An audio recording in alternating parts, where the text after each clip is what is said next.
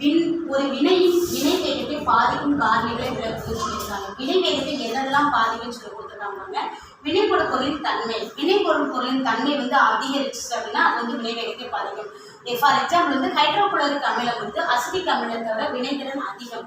எனவே இது வினைபடு பொருளின் இயல்பு வேகத்தை பாதிக்கிறது.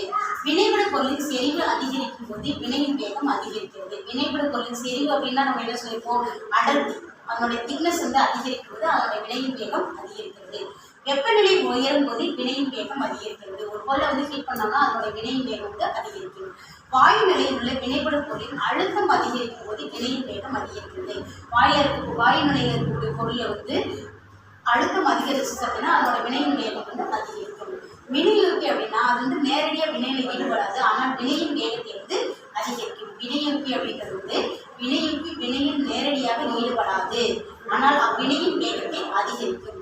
வினைபடு பொருளின் புறப்பரப்பளவு, வினைபடு பொருளின் புறப்பரப்பு முக்கியமாக வினையின் வேகத்திற்கு பாதிக்கக்கூடியதாக இருக்கு.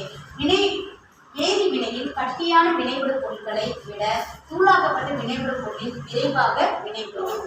வேதி வினையில் கட்டியான வினைபடு பொருட்களை விட தூளாக்கப்பட்ட வினைபடு பொருட்கள் விரைவாக வேதி வினை புரியும்.